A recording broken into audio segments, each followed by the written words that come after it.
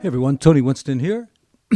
I'm basically redoing all my old videos for new subscribers, and also because I have this new app here called Chordy, which shows you the notes that I'm playing. So I think these videos will be easier to understand with the keys being lit up like this. So one of the first songs that I teach to a lot of my beginning jazz students is Blue Bossa. And first I'm going to play it with just closed voicings. All right, that simply means that I don't leave any space in the voicing, like I don't take out the G and put it up here or something. I'm just playing closed voicings with one hand and playing the melody.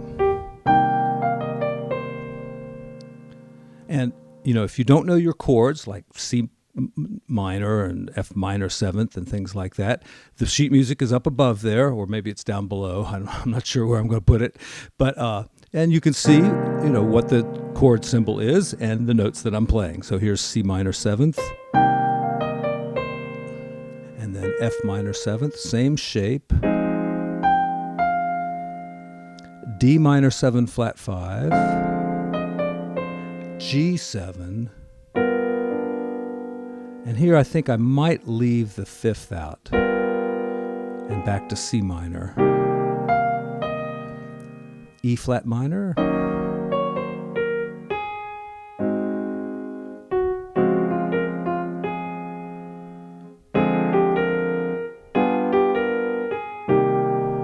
okay, now my left hand jumped around quite a bit, so I'm going to fix that by using some inversions.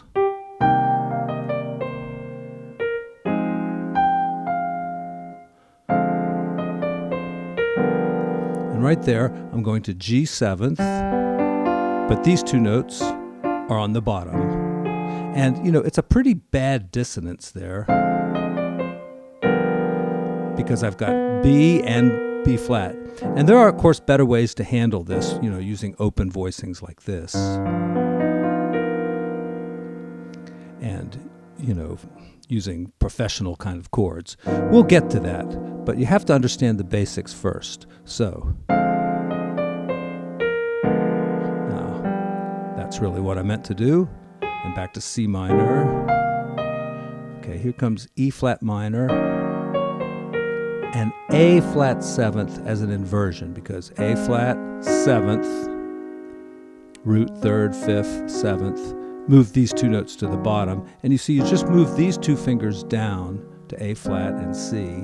And then to get to the next chord, you move these two fingers down to D flat and F. All right, then all you have to do is move your pinky down here and play this chord, D minor 7 flat 5, and G7, back to C minor. Now, if you really want this to sound a little bit more professional, you'll use what's called rootless voicings, at least part of the time. So,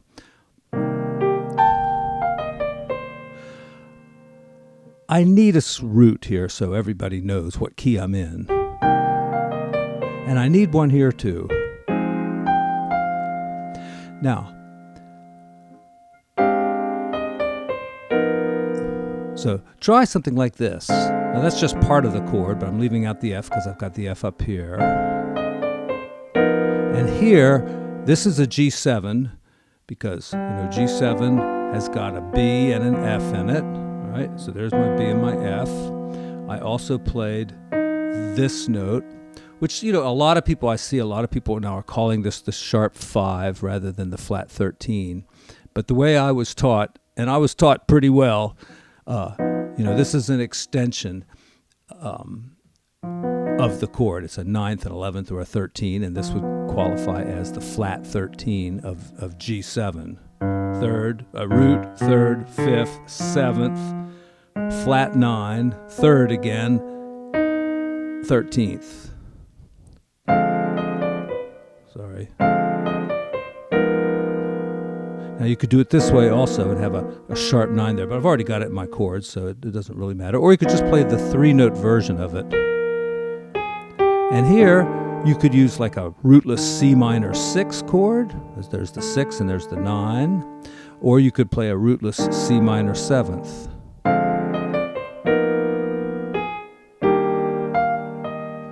right, now for E flat minor 7th, this is where it really gets good. To make a rootless voicing, you simply take out the root and put in a 9. And that's a 9 down there. I can call it a 9, even though it's not up here. But I'm going to put it up here anyway. And then right here, I just change one note, and I've got a very complicated A flat 7th. There's the 7th and the 3rd. Here's the 9th and the 13.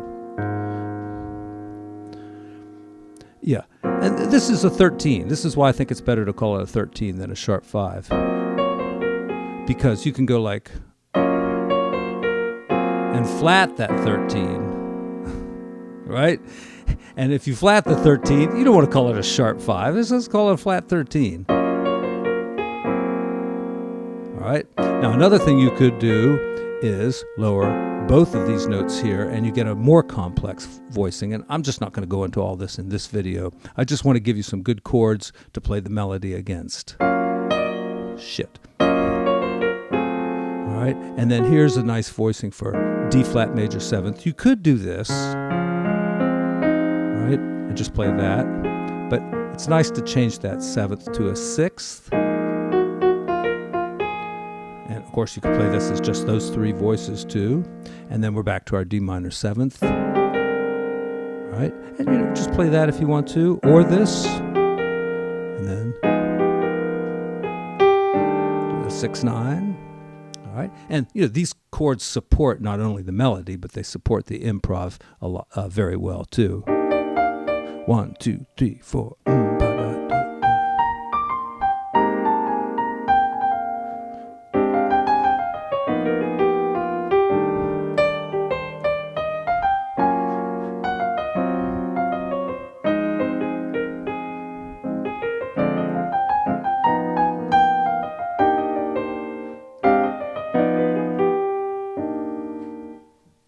As always, the free PDF is down there in the description, as well as links to my playlists, so you can look up various topics about jazz piano, improvisation, open voicings, closed voicings, drop 2 voicings, scales, chords and scales, all kinds of shit. All right.